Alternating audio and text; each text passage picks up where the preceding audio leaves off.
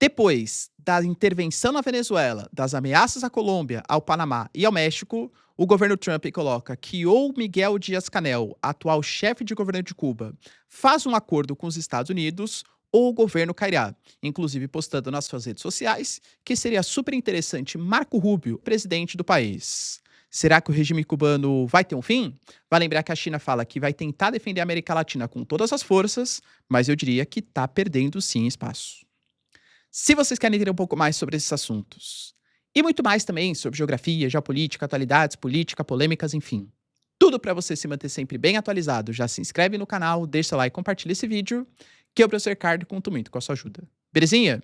Pessoal, recado rapidinho da nossa parceiraça do canal. Galera, agora é pra valer, hein? Começou 2026 e eu sei que você colocou uma das suas resoluções melhorar a sua vida. Tenho certeza que o inglês vai ser super decisivo para isso, tanto profissional como, consequentemente, claro, pessoal. E posso falar por experiência própria, porque eu consigo trazer conteúdos muito melhores para vocês porque bebo de fontes primárias em inglês, leio sem maiores dificuldades.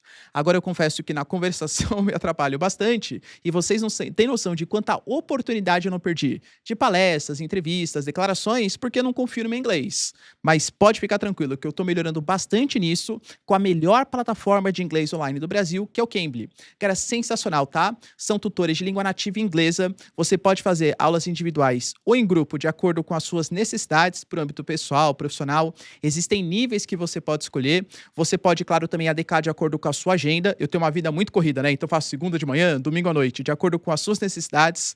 Vou até deixar um exemplo aí de uma aula online em grupo que eu participei. Presta bem atenção, ó. Have already traveled to Europe. I went to Italy, Switzerland, France, and United Kingdom. Last year, I traveled to Disney in Florida with my son. Oh, excellent. That's well done. Thank you, Ricardo. So, no. I went to the question is, have you ever traveled internationally? So this is the question. It's into Portuguese there.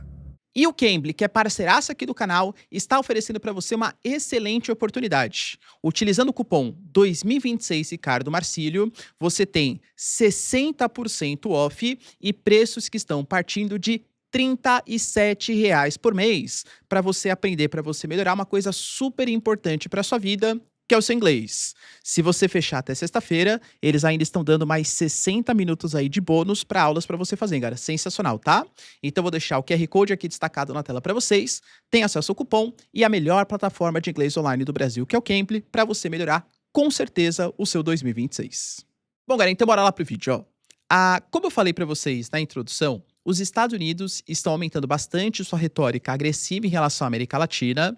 A gente já teve palavras do Pete Hegseth falando de quintal dos Estados Unidos, já tivemos o documento estratégico dos americanos colocando que a América Latina será uma prioridade, até mesmo intervenções em eleições regionais. Temos declarações de membros da BIM que o Brasil está correndo sério risco de uma intervenção caso um eventual governo não compactue com o governo Trump. Na própria Argentina, por exemplo, as eleições parlamentares, elas tiveram ameaça dos Estados Unidos que se os partidários do Milei não fossem eleitos, se o Milei não tivesse um apoio do Congresso, eles poderiam retirar os empréstimos que foram cedidos para os argentinos, provocar, por exemplo, maior ingerência do FMI, do Banco Mundial, nas políticas monetárias internas. E claro que a América Latina é uma prioridade. Até a própria indicação do Marco Rubio como secretário de Estado mostra isso. O Marco Rubio, ele é filho de imigrantes cubanos, nasceu na Flórida, né? E ele tem praticamente toda a sua história política voltada ao combate à esquerda na América Latina. Ele ser indicado para o cargo de secretário de Estado, que é uma espécie de ministro das Relações Exteriores, é muito sintomático de quais são as intenções do governo Trump. A gente viu isso na captura do Nicolás Maduro. Ano passado, por exemplo, no canal do Panamá, que os americanos pressionaram e conseguiram fazer um acordo em que 2 empresas de Hong Kong tiveram que sair do território e os americanos conseguiram privilégio, preferências em navegação comercial, podem realizar exercícios militares no território, alegando que eles que construíram o canal do Panamá, que o Jimmy Carter ter feito um acordo de devolução para o Panamá não fazia o mínimo sentido, enfim, né? Uma série de ações aí colocadas, argumentos colocados pelo governo Trump, e claro que agora chegou a vez de Cuba. Cuba Quando a gente pega o histórico da região, é uma ilha que, principalmente no começo do século XX, era quase como se fosse uma espécie de protetorado dos Estados Unidos. Existia até um documento oficial chamado de Emenda Platt, que regulava essas questões. Então, o território de Cuba, território paradisíaco, tá? Você tinha a segurança, as questões econômicas, as relações comerciais, que eram reguladas pelos Estados Unidos. Cuba tinha o controle de um ditador extremamente aliado dos Estados Unidos, que era o Fulgêncio Batista. Para vocês terem uma noção, desculpa o palavreado, mas é a realidade, Cuba era chamado de o puteiro dos Estados Unidos. Em que sentido? Como era muito paradisíaco, você tinha ali, né, uma série de cassinos, resorts, praias sensacionais. Então, geralmente, quando os americanos queriam passar uma férias, ia para Cuba, tudo tal, e voltava. Era uma espécie de território quase ultramarino dos Estados Unidos. Só que existia muita desigualdade social, existiam, por exemplo, movimentos anticolonialistas que queriam que Cuba se livrasse desses anseios, dessa pressão, né, imperialista dos Estados Unidos. E nisso, em 1959, nós temos a Revolução, que teve a presença de alguns líderes, como Fidel Castro, Raul Castro e, claro, Ernesto Che Guevara. Vai lembrar que, inicialmente, a Revolução Cubana, que tirou o Fulgêncio Batista do poder e instalou, né, o governo aí de Fidel Castro, não era uma revolução socialista, era uma revolução muito mais anticolonialista. O Che Guevara, sim, né, tinha ideais socialistas. Mas você pega o Fidel Castro, o Raul Castro, por exemplo, não tinha necessariamente esse ideal.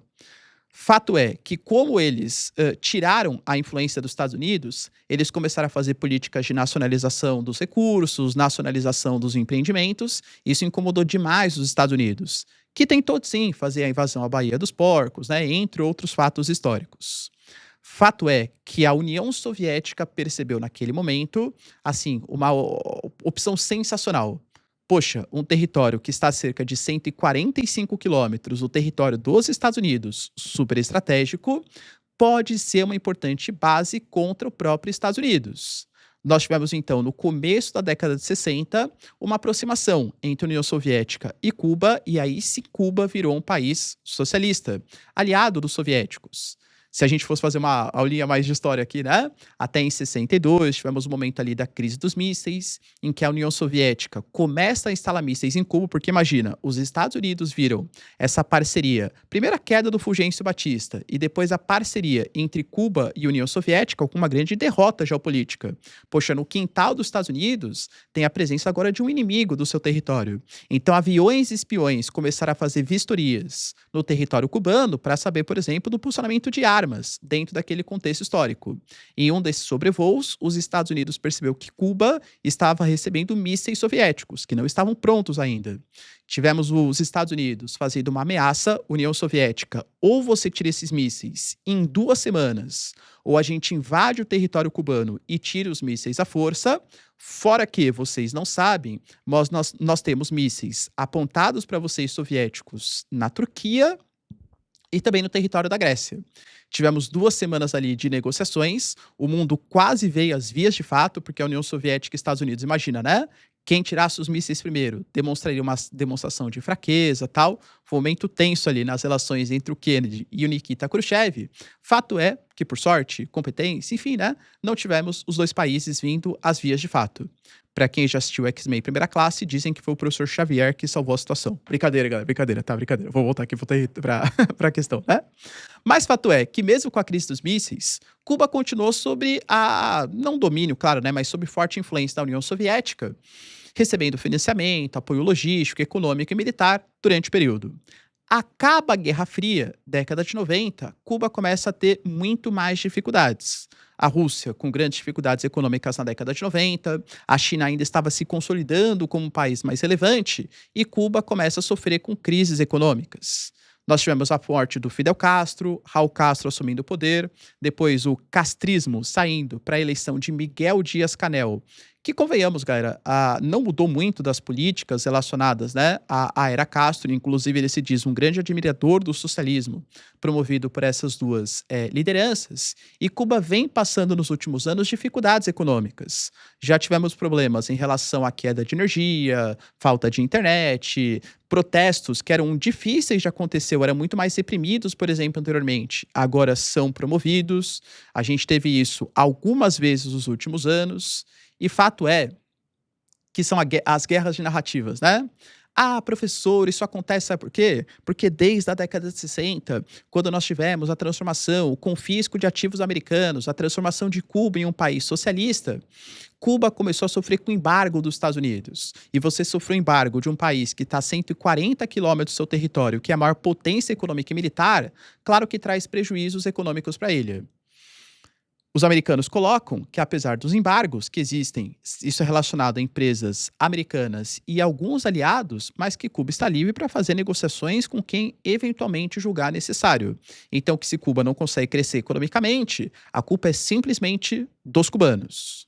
Fato é que, independente dessas questões, constantemente a ONU, e quando eu falo ONU, não pensem só em Brasil, sei lá, China, Rússia, os países dos BRICS ou os países do sul global, mas até mesmo União Europeia, países desenvolvidos, se colocam contra o embargo dos Estados Unidos, que é uma coisa muito voltada à Guerra Fria, que não faria mais sentido hoje, já que não tem essa disputa entre capitalismo e socialismo.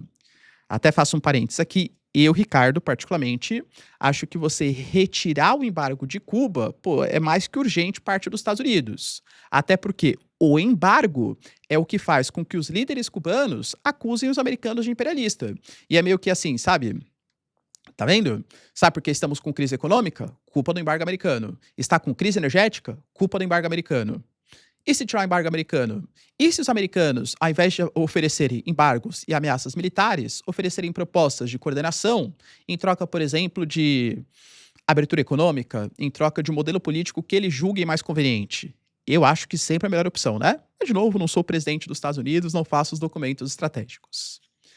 Fato é que, recentemente, Cuba depende muito dos venezuelanos. Nós tivemos, por exemplo, o anúncio, e são dados dos Estados Unidos, a Cuba nega, a Venezuela nega também, que Cuba oferece médicos, oferece segurança, inclusive vários agentes que foram mortos na operação de captura do Maduro foram agentes cubanos, e em troca disso, a Venezuela cede petróleo e recursos. Os Estados Unidos colocaram, o Trump até fez questão de colocar a foto dele, né? Eu sou agora o presidente da Venezuela, eu que coordeno as ações, não sei exatamente quando que eu vou sair, mas nós vamos liderar esse processo de transição democrática, como os americanos colocam. Eles anunciaram que vão vender 50 milhões de barris de petróleo a preço de mercado, barril de petróleo que iria ou para os chineses ou iria ser transportado pela frota fantasma, muito possivelmente parte para o território de Cuba. Estima-se que cerca de 30% do petróleo que abastece Cuba vem da Venezuela. Se Cuba já passou nos últimos anos por aumento do preço da energia, apagões, cara, convenhamos que ter 30% a menos do petróleo e menos recursos, não sabe-se exatamente qual a porcentagem, para sustentar o regime cubano, pode trazer ainda mais dificuldades econômicas. E é dentro desse contexto que o Trump até falou, né? Eles não terão mais acesso ao petróleo ou ao dinheiro da Venezuela. E, aliás, é melhor Cuba fazer um acordo antes que seja tarde demais.